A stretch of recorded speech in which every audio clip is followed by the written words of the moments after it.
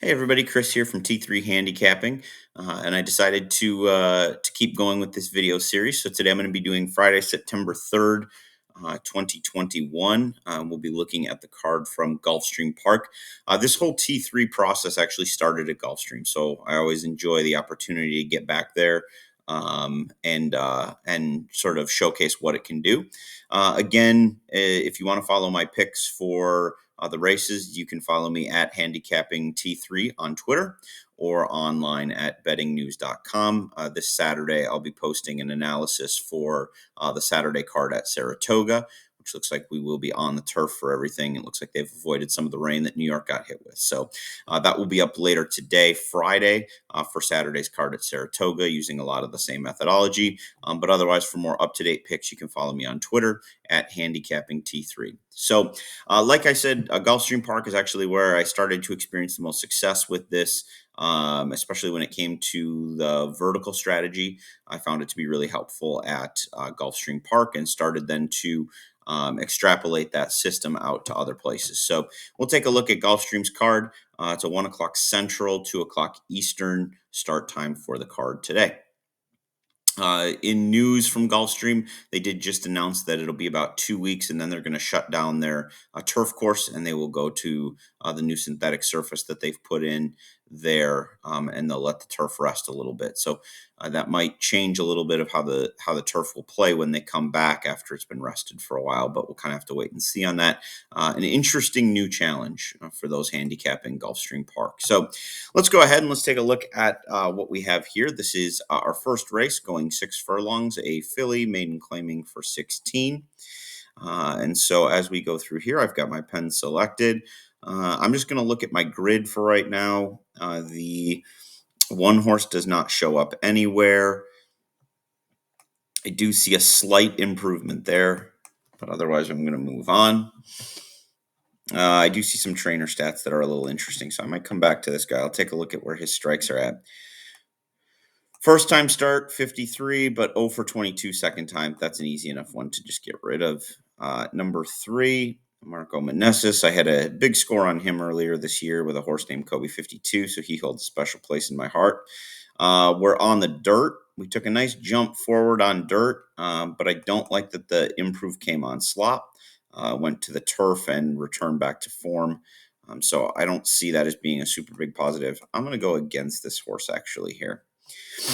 Katie's a Lady, the number 4 horse. 35 first start. Second career race isn't bad at 12% for Kathleen O'Connell. You've got Sammy Camacho. Boy, this horse was really out of it. Hard to know exactly what was being done there. But with those trainer numbers, I'm kind of interested in keeping it here. As I'm looking at this is a little bit concerning to me. I look at the average win distance being over 7 furlongs for both dam and sire. I don't particularly love that. To maybe suggest the horse needs to go a little bit longer. First time starter, not good trainer numbers. I think we'll move on. Number 6. Now, this is a horse that's 12-1 for Luca Panici. Second time start, which is an angle I like.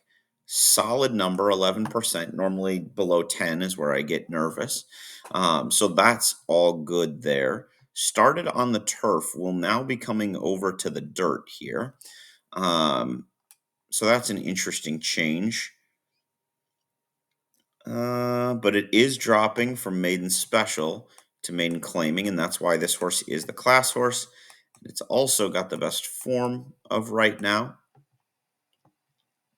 This horse is a definite one that I want to keep in the picks here. This horse is going against the flow. I see this regression in speed figure, which I don't like, but I also noticed that this horse did change surface. And so that can sometimes be the reason for that move there. This horse also holds the top breeding rating at the distance on my numbers. Number 8, second career race, only 4%, will pass. Second career start, decent numbers there, but going from maiden special weight to maiden claiming 0 for 15, which is not great. Also 0 for when they drop down into the space. So PETA's having a rough meet in general. I'm just going to skip this horse. even though there's this part that I don't mind, it just this trainer doesn't seem to do well with this angle. Even though the second career race number is good, the other parts of it just don't work for me. 20 to 1 on the 10. I don't have anything positive about it. Don't have good numbers in these conditions. So I'll take my chances against. Number 11, terrible bounce here. Bumped at the start, step slow. So we've got a couple bad starts. Gets Edgar Zayas for Antonio Sano. But Sano is only 9% in maiden claiming. This is a tough one because this horse clearly showed that that she can run at this level. So even though things aren't good, I think you're going to want to keep this one on side, especially if you're kicking off any horizontals. You're not going to want to get beat. This horse gets the outside position. Second career race, only 5%, which is a little bit concerning to me. But this horse does have the best record. They're 1-for-1. Extra points for being in second. So they will get the record. They're also the best speed figure. That 66 would be good enough to win here. So one you have to use for sure. Now, this is where I think things get interesting because you'll notice we haven't made a ton of marks on the page. We've got the stamina jockey trainer here. So you're definitely going to use this horse if the horse drops in, which is not a guarantee. You also have this horse, which has the co-best rating. So this horse is another one. If it gets in, I wouldn't totally exclude. I don't love the second career race number, but it's only 0-for-4. So I think I'll move on. The 6% with 2-year-olds is not great, but I don't know if this horse is even going to draw in anyway. I don't like the 15, and I don't like the 16, even if they do drop in. So now, as I always do, I'm going to come over here, and I'm just going to check and make sure that there's nothing on my strikes board that that makes me question what I've done here. It's always hard when you get these big races like this because there's just so many horses to process through. So I have the 1 as a non-factor.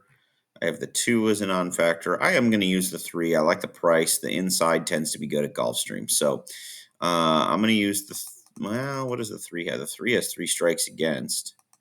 But the 4 does not. So, sorry, it's the 4 that I'm going to use here. So I'll use the 4 as sort of a deeper down the ticket horse. 5 I'm not using. 6 I will use. 7 I will use strongly. 8, 9, 10, 11. So I'm going to use 7, 12 as my strongest. So the ones I want to make sure I'm using here, I'll go up here just so we can see it a little bit better. So I want 7 and 12 in the top spots. But I'm going to want to make sure that I have coverage here. I'm going to use 7, 6, 4, 13 and 14, and I'll probably use them all relatively equally just because I think there's a lot of unknowns. Now, with scratches, that might change because the 7 might become a much stronger contender from that. You know, those types of things can happen with those changes. I don't have anything that jumps out as a T3 situation where I want to really play through a horse. Not that I like to do that in 2-year-old races all that much anyway. All right, so with that, let's move on to race number 2. Race number 2, another maiden claimer, this time going a mile on turf. You have the 1 who's got speed and pace, which can be a deadly. I love this early speed coming from the inside, especially on this turf track, which is a little tighter. I just think that inside speed really helps. American Empress doesn't do much for me. Jesse T, nothing there. Party Swagger, the number 4. This is an interesting little move there, but I wish I hadn't seen the layoff. That tells me maybe something went awry there. The horse needed a chance to take a break. Now, the number 5 is interesting here. I've got Andre Ramjeet, who is 0-for-6 on the year, and Cantonese. I don't actually, even though the numbers spit out the jockey trainer, a lot of that has to do with how they've done over a given surface and things like that. So that's why this can come out a little bit goofy sometimes. But I am not going to use this horse. Now, the horse does come out on form. And that's just because of the fact of the horse running recently and then kind of wheeling back with it. But even though this horse has some positive things on there, this is not a horse that I'm going to use, even at the price. I just don't think that that horse is where it needs to be. This horse has the best record, 3 for 6 in the money. Number 7 is the horse that has the best flow possibility. I love that this horse is going to be forwardly placed. Good consistent numbers. Number 8 does not make my board. I mean, the 76 is really good against this field, but I'm going to pass on this guy as well.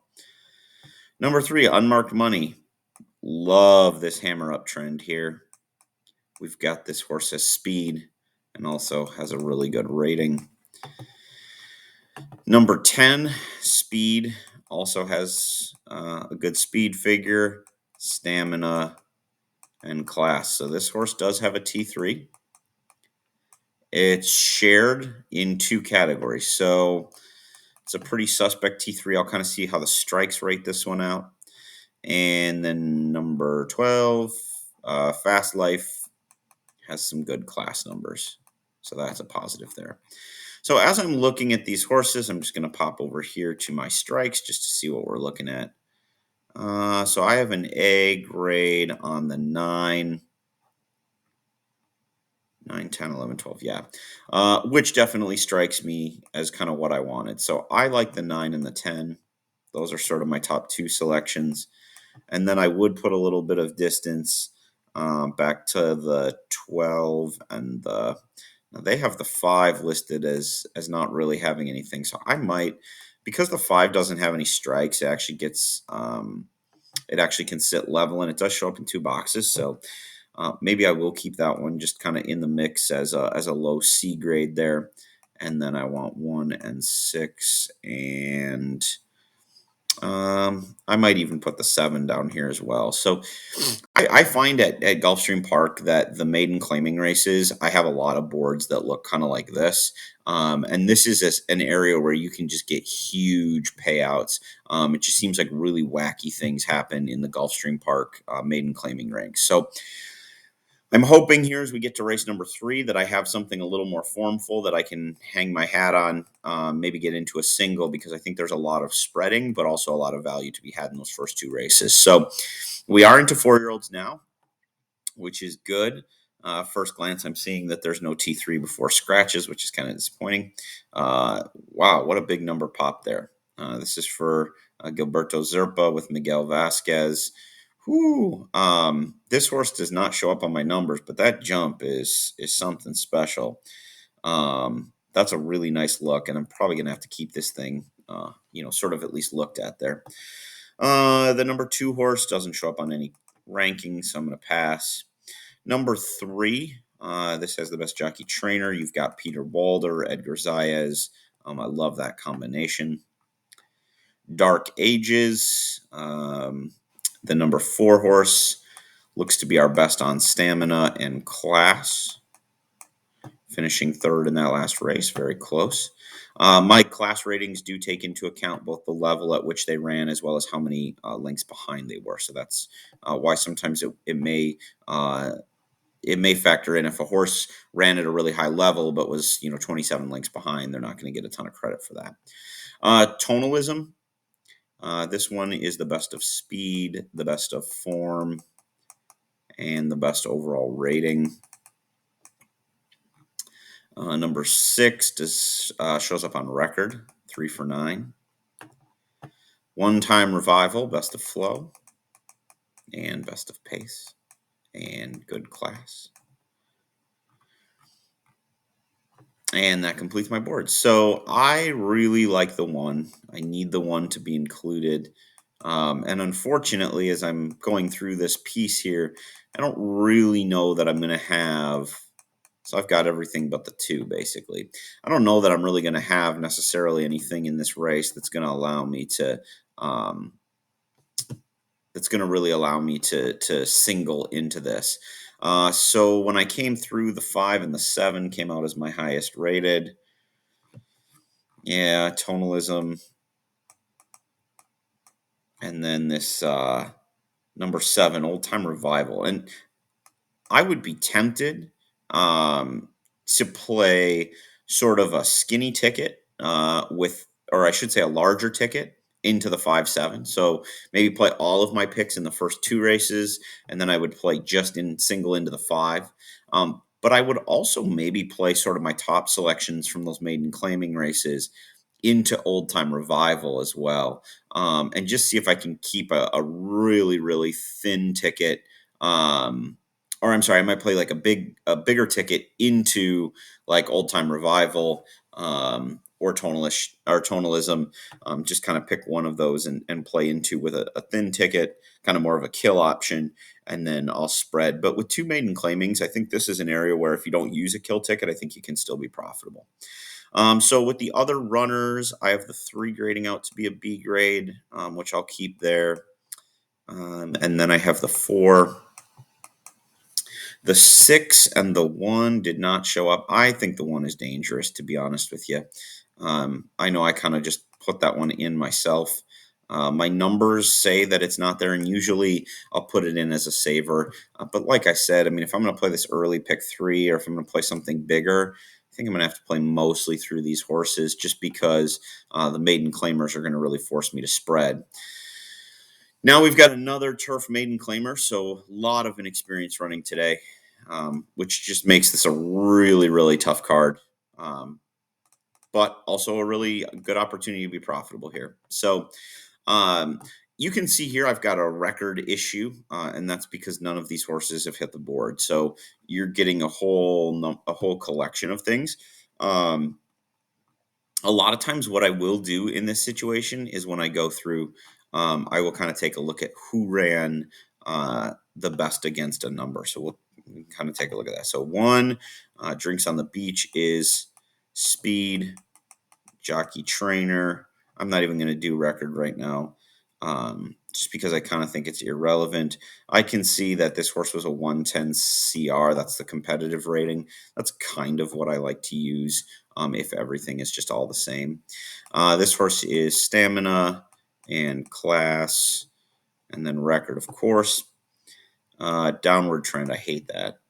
This horse, though, was a 111. But that's the competition of the race. And we can see neither one of these horses was all that close. This horse ran in a 110, was 5 lengths back, but with a good 60. This horse has the best form. The form rating really looks at the amount of time in between races. So that's, if you're wondering how these form numbers work out, there are sometimes where our definitions of form may diverge.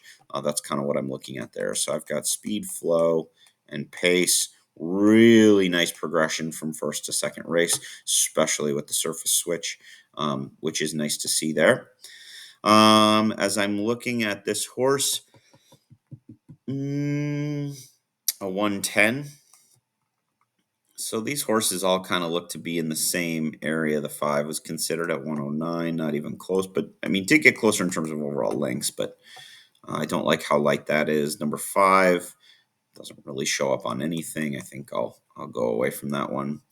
Number 6 ran in a 109, so I'll knock that off. The Dungeon, number 7, 109, not good enough. This horse has been running. This 107 is concerning. This race came back extremely light. Gets a negative jockey change. Just not gonna keep with that one. Bad Gus, number 9, comes in with the best breeding rating. Has a start under the belt. Second career race is 10%. That's not bad.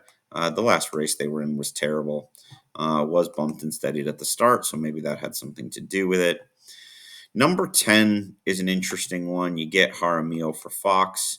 Honestly, I think you have to use, because in this case, I'm not seeing anything from the other horses that makes me think I've got a runner here. 104, no thanks. The 12, never run before, not taking any money. Ran in a 108 before, not interested. Maybe not even going to get into the race. If this one gets into the race, might be more interesting. but it seems like it's not the likeliest one. So to me, this is a situation where when I look at this, I say, okay, we're kind of split 1, 2, 3, 4, 9 all the way around, but I'm actually going to utilize my picks here. I'm going to pop over here to the strike report. So you can see that basically kind of everybody 1, 2, 3. So the 1 and 4. Yeah, I mean, you just got kind of like medium grades on everybody. So what I'm going to do here is I'm going to go 10, and then I want to use the 1, 4. What was the Haramia horse? Yeah, okay, that's the 10. So I'm going to go 1, 4, and then I'll just go with like 2, 3, 9. But I'm going to play pretty heavily through this 10. Like I said, I just don't really trust. I just don't really trust anybody, so I'll take a well-meant first-time starter in that spot. All right, 1 mile, low-level claimer, 62,592 life. I've got my first T3 horse, so I'm going to skip this guy. 2 is going to get my form rating. He's interesting. Number 3, T3. I love this. T3 at 9-2. That's a screamer for me. That this is going to be a play that heavily factors into my plays. He doesn't have anything for me there. Number 5, you'll notice that because these horses have more established form, I'm much more trusting of my own numbers and my data, rather than being so dependent on some of the other pieces here. I definitely think the 7 is one you're going to want to use as well, and then the 8 has the rating. So I'm going to go 2, 3, 5, 7, 8. I'll have the conviction of my method, so I'll put the 3 very heavily on top. I'll put the 7 under as well. And then from there, let's take a look at what we see on our strike board here. I have the 3 as a B, 4, 5, 6, 7. So it's saying that the 7 should be used pretty healthily. And then it says it's a ways back to the other. So I'm going to go 2, 5, 7, 8. But I'll play most heavily through the 3 at 9-2, and then at 6-5. Hard 10, I'll use down the ticket, or I may throw off to add some value. You can see we've got really competitive races here today. Number 6, we're sprinting on the turf. So sprinting on the turf, we've got more established form here with the claimers. Feels to me like there's a better opportunity to go here later as things are starting to become a much more. You're starting to see much more formful runners with a lot more data to go off of. And as I've mentioned before, because my stuff is so heavily, whether you agree with the data points or not, that's the main basis for how we establish our grid. So when you're looking at this, these kind of races tend to work a lot better because we just have more data to go on. So the races tend to reflect a better scenario for what it will look like. So right now, going through this race really quickly, I've got 1, 2, 4, 5, 6, and 7. This is always a big challenge when you have a big situation where you've got like a ton of horses that are all valuable, and that's when I really start to get into the negative handicapping to see if there's maybe something, and this does me no help because it basically tells me what I already know, which is that these horses are very evenly matched. So when I see that, the first thing I look at here, well, we're on turf, so prime power doesn't play as much a role, but the 2 seems to have the most there. I'm going to kind of look here to my grid. So just right away, I see the 6 taking a lot of it. So I'm going to probably use the 6 on top. I think the 1 could also be dangerous here. So I'm using a 4-1 and a 5-1. After that, I think then I would have to go with the 2 as sort of a standalone with the connections there. And then we'll just go 4, 5, and 7 underneath and hope for the best. The 5 is the one that I would maybe think about moving up here, but it seems like a pretty evenly matched race. 6 furlongs, maiden special weight. So once again, we're into a very wide open affair here. And with that, and they're 2-year-olds as well to boot. So we've got great jockey trainer combination here at 8-1, definitely worth a play. I don't have anything on the 2. Although I do think that the 2 is interesting. 69, that's a good start. I don't know if I'd quite put an X through this one just yet. Maybe a question mark. Feels like this is going to be another one where kind of everybody has a little bit of a chance. 15% with first-time starters isn't bad, but I just don't have anything on numbers. Although I do see this trend, which I like to see, which is the bullet. Although kept this work relatively fast. Maybe would have liked to have seen this one come in a little bit slower, rather than just be 2 of 7 and at a 48 flat. So I think I'll pass on that just because I don't care for the training record. This is a hard one. Mark Cassidy for Lionel Reyes. I just have to assume that using this 0 for 2, 0 for 1, I don't really have good trainer numbers on that. I'm not really sure how to handle these two, but it seems like the morning line suggests the 3 over the 4. I don't know. I'm not going to use either and hope for the best, I guess. The 74 is a great starting number. Good second career race for Kelsey Danner. The number 5 has the speed, the stamina, the record. T3, because they also have class and form. There's actually 2 T3s there. That's good to see. Going to pass on the 30-1. It's interesting. The 70 or the 50-1 here has both a pace and flow edge, which I think can really help at Gulfstream. But so does this one, and this one's proven more. And this one doesn't have much second career. So I'm going to take my chances that the 7 isn't going to beat me. The 8 has the best overall breeding rating, so I've got to use that one. I've already mentioned the 9 in passing. The 10, 2% with 88. I mean, how is that horse at that price? That just doesn't make any sense to me. And then I'm going to get rid of these guys as well. So for me, I have to be a player of conviction. I like the 5 in this spot. I think the 5 is the most likely player. I'm going to put a healthy gap between that and my other picks, which are going to be the 1, the 8, and the 9. I will probably have somewhere on my tickets the 7 just to save it in case something goes horribly awry. The 2 I don't have anywhere on my grid, but I do think I want the 2 included. Let me just verify that the 2 doesn't have any strikes here. Yeah, the 2 doesn't have any strikes. So I'm going to go ahead and just put the 2 in third as well. Mile on the turf. I have not seen anything to suggest that we're going to come off the turf today. This is a race that has a pretty clear established choice. So as I come through here, the 1 doesn't have anything. Wrong surface is obviously a problem. Best prime power rating. The 3 does not show up. The 4 does not show up. The 5 shows up with jockey trainer, Carlos David, Sammy Camacho. The 6, no rating. The 7, no rating.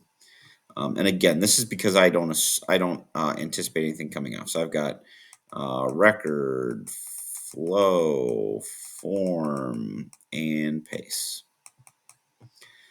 The 9 horse, Timmy M. I've got stamina, class, and pace. I think I missed the 6. Sorry. Cozy, my boy. Cozy, my boy, actually does have the speed. I forgot to mention that. So if we come off the turf, or if we stay on the turf, then obviously the speed number will change as well. Beyond that, I don't have any of these horses playing any role whatsoever. And so that gets me down here. So I've got 2, 5, 6, 8, and 9. But this is one where if you come over to the negative handicapping, 1, 2, 3, 4, 5, 6, 7, 8, 9, 10, 11. Yeah. So the 8 actually comes in as the top selection. Does not have a T3, but the 8 and the 9 kind of tower above the rest. Then I would probably take all these horses have so many negative knocks against them.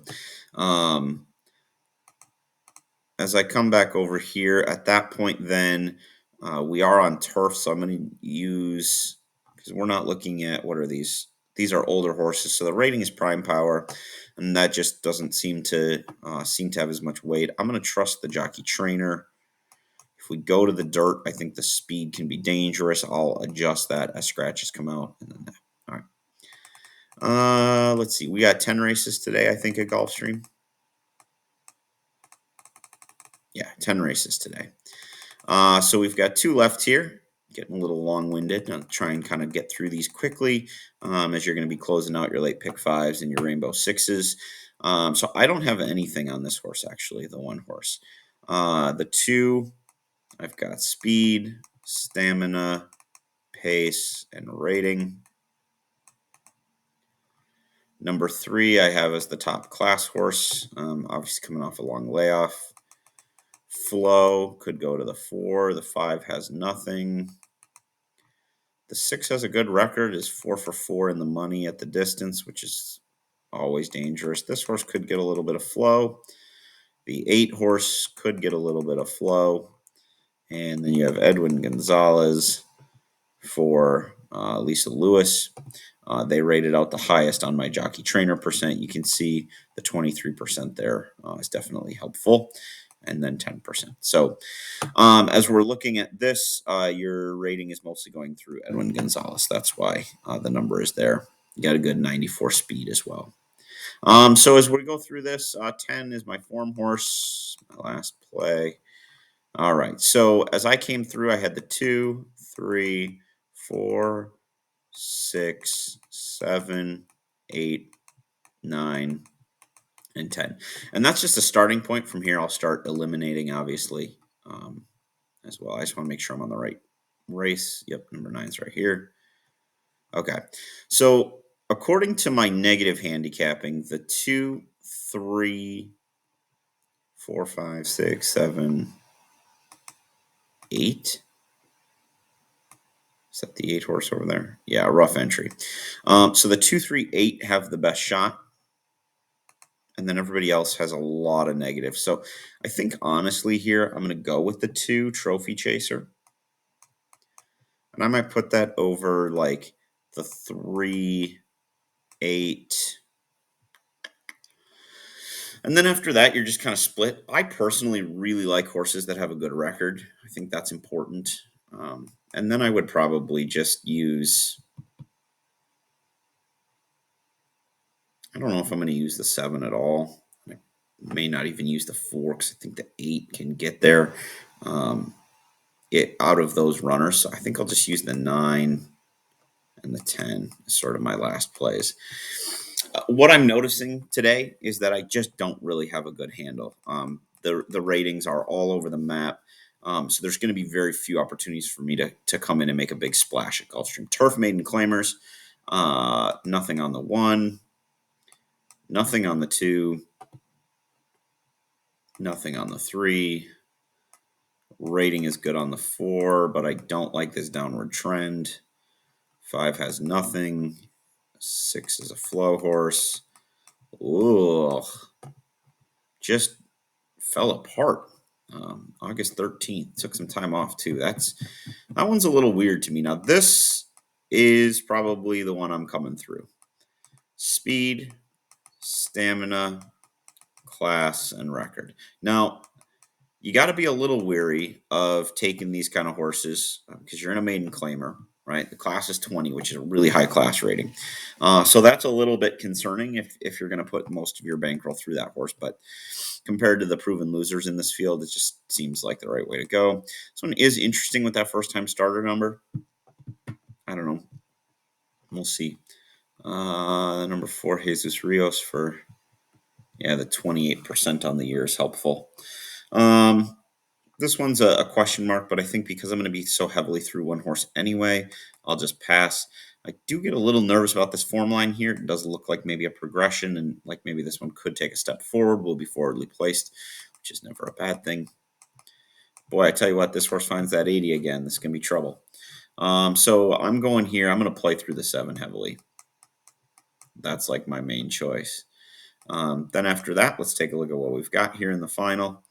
Then I've got the 6 and the far outside runner, the 11. So 7, 6, 11. And then I think that left a couple out of there.